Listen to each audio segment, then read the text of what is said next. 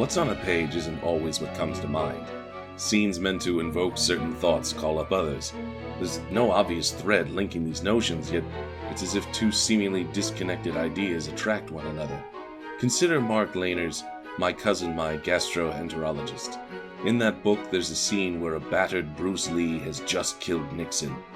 Bruce's girlfriend, Sandra, produces a small television, and they watch a football game.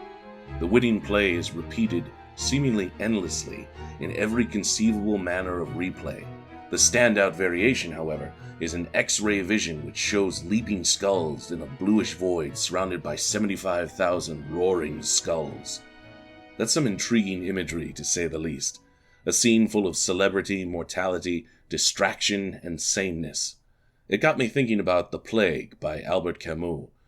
Why, I can't begin to say precisely, but the thought popped into mind, toppling a line of dominoes. Life as a hospice is an unsettling idea, especially considering how apt an analogy it is. Yet the absurdity of existence is laid bare in every effort to ignore that truth. Look at any attempts at quasi-immortality through celebrity, children, championships, gravestones, and status. The rabid effort to accumulate mountainous wealth that no corpse can spend. Humans struggle against the inevitable in ways that are darkly comical at best. Cast a critical eye across someone like Machine Gun Kelly, an accumulation of poses, ornamentation, and affectations designed to draw attention and by having all eyes on him, so to speak, feel special while remaining the same decaying meat as any other human destined to be bones in a grave. Granted, Mr. Machine Gun is by no means unique.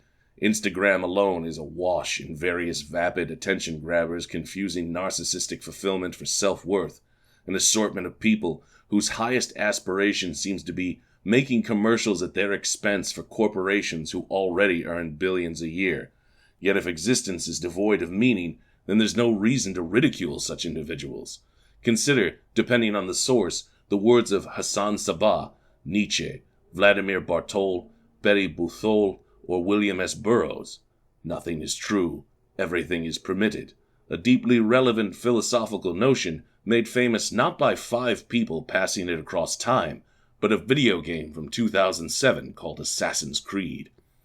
Even sitting in judgment is an attempt at status, diminishing the accomplishments or happiness of others to harvest a minuscule sense of superiority.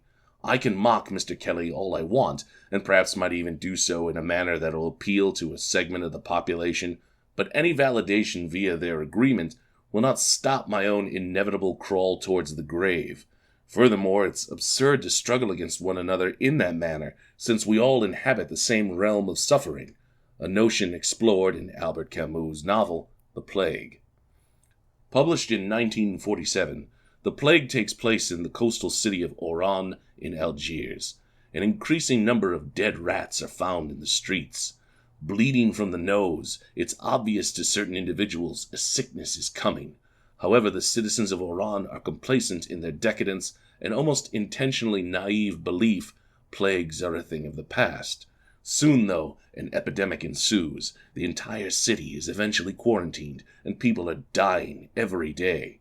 Camus wrote, "The citizens of Oran were like the rest of the world. They did not believe in pestilence.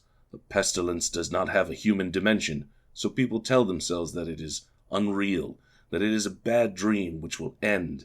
They continued with business, with making arrangements for travel and holding opinions. Why should they have thought about the plague, which negates the future, negates journeys and debate? They considered themselves free, and no one will ever be free as long as there is a plague." In essence, the plague is metaphorical. Humanity is always in the midst of some plague, a creeping death that can strike at any moment of our lives. That concept is so often abstracted, perhaps intentionally, to make it easier to ignore, too nebulous to seem tangible, but events like the epidemic afflicting Oran bring such notions to the forefront. There's no way to avoid thoughts of mortality when 500 people a week are dying in the city. As Camus wrote, when an abstraction starts to kill you, you have to get to work on it. Most of the story comes through following Dr. Bernard Rohr, whom the reader eventually discovers is also the novel's narrator. His ambition to share an objective record of what occurred in Oran is admirable, but ultimately futile.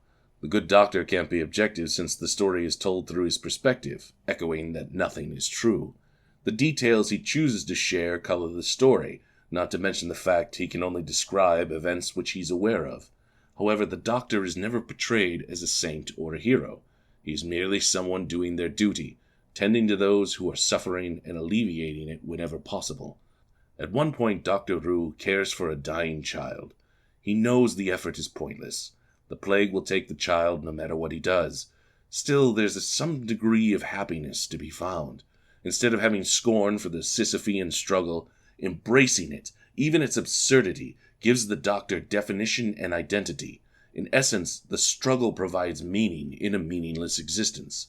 The plague, in that respect, is about people recognizing what matters in life. Reality is laid bare when the veil is ripped away by a pestilent grim reaper. For instance, the criminal Cotard initially feels guilty to the point of being suicidal, but finds himself free of concerns about the law coming for him. The plague is more important than one criminal. The character of Joseph Grand has spent years languishing in a tedious, dead-end job. His wife left him because of the humdrum existence he inhabits, and for years he's always meant to write her a letter, try to win her back. It's only after almost dying from the plague he finally writes and reunites with her. Monsieur Othon is a magistrate who is unkind to his family. It's only after his son dies from the plague that the hard man softens. No one can experience the pestilence without it altering their perspective. Even those not afflicted by the disease are infected by its presence. Eventually, to varying degrees, the whole city is aware they share the same existence, that is to say, enduring the plague. Unfortunately, when the pestilence leaves Oran, many citizens race back to their old ways, thinking they are free, the irony being that any insight into existence is shrugged off to reclaim a freedom they never possessed. They lose sight of the fact that, during quarantine, they lived more intensely, loved more passionately, and conquered alienation by helping one another strive to survive the plague, the tragedy of the story being the loss of that lesson. Camus wrote something to the effect, "There's more things to admire in humanity than to despise." Experiences like those in the plague, watching people die by the hundreds, knowing death is possible at any moment, recognizing the inherent absurdity of existence, free those willing to grow, and some of Oran's citizens, like Dr. Roux, held on to that revelation which the plague gave them. It freed them from the prison of ignorance. The point being, it's just as interesting how people live in the aftermath of a plague as they did during it. Do we continue recognizing the plague that has us born into hospice, or do we race towards the blind bliss of willful ignorance? During the COVID pandemic, Camus' novel became a bestseller. So much so, Penguin Classics struggled to keep up with demand. It conjures the image of countless skulls in a bluish void, all reading the same passages. Lines like, "What's true of all evils in the world is true of plagues as well. It helps men rise above themselves." One can only hope when the current pestilence passes, we don't all forget the plague we're still living through.